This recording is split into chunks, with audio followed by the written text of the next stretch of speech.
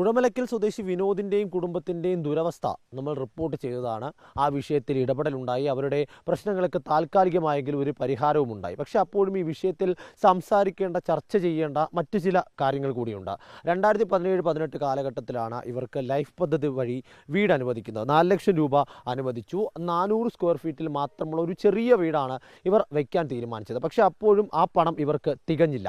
അത് തികയാതിരുന്നത് എന്തുകൊണ്ട് എന്ന് ചോദിച്ചാൽ അതിൻ്റെ ആദ്യ കാരണം ഈ വഴി തന്നെയാണ്. എനിക്ക് പിന്നിൽ ഞാൻ ഈ നടന്നു വരുന്ന വഴി ഒരാൾക്ക് കഷ്ടിച്ച് 2 കാലുകൾ ചവിട്ടി വരാൻ കഴിയുന്ന ഒരു നടപ്പാത എന്ന് പോലും പറയാൻ കഴിയാത്ത ഒരു കുണ്ടും വഴിയാണ്. അതുകൊണ്ട് തന്നെ ഇവർക്ക് ആ റോഡ് വരെ മാത്രമേ ഈ പണി സാധനങ്ങൾ, വീടിൻ്റെ സാധനങ്ങൾ, കട്ടയും മണ്ണും അടക്കമുള്ള സാധനങ്ങൾ എത്തിക്കാൻ കഴിയുകയുള്ളൂ. അതിനുശേഷം തലച്ചുമടായി പണിയെടുത്തുകൊണ്ട് ചുമന്നുകൊണ്ടാണ് ഇവിടെ സാധനങ്ങളെല്ലാം തന്നെ വീടിൻ്റെ മുറ്റത്തേക്ക് അല്ലെങ്കിൽ വീട് പണി ചെയ്യാൻ ഉദ്ദേശിക്കുന്ന സ്ഥലത്തേക്ക് എത്തിച്ചത്. വലിയൊരു തുകയാണ് ഇത്തരത്തിൽ ചുമട്ടുകൂലിയായി ഇവർക്ക് നൽകേണ്ടി വന്നത്. അതോടുകൂടിയാണ് ഇവർ ആ പണത്തിൽ നിന്നും വലിയൊരു ഭാഗം അങ്ങനെ പോവുകയും പിന്നീട് 3.5 ലക്ഷം രൂപ ലോൺ എടുക്കേണ്ടി വരികയും ചെയ്തത്. പല ബാങ്കുകളെയും സമീപിച്ചെങ്കിലും അവരുടെ ഭാഗത്തു നിന്നൊന്നും തന്നെ അനുകൂലമായ മറുപടി ഉണ്ടായില്ല. കാരണം ഈ വഴിയില്ലാത്തത് തന്നെയായിരുന്നു അവിടെ പ്രധാനപ്പെട്ട പ്രശ്നം. അപ്പോഴാണ് മറ്റ് ബുദ്ധിമുട്ടുകളൊന്നും ഇല്ലാതെ പണം നൽകാമെന്ന് മുത്തൂറ്റ് ഹൗസിംഗ് ഫിനാൻസ് അറിയിക്കുന്നത്. ഇവർ അവിടെ നിന്ന്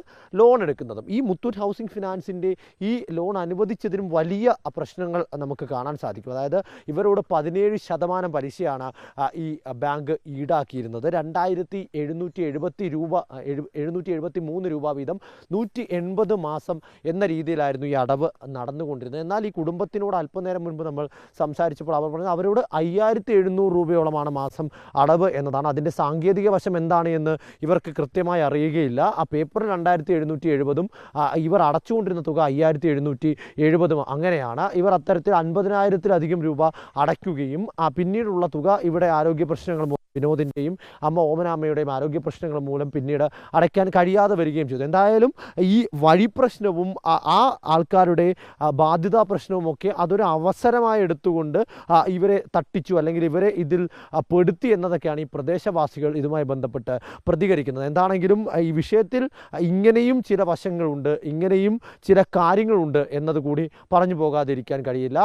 വീഡിയോ ജേർണലിസ്റ്റ് സച്ചിനൊപ്പം റിപ്പോർട്ടർ ഗോപാൽ ഷീലാസനൽ, ഇൻ റിപ്പോർട്ടർ, തിരുവനന്തപുരം.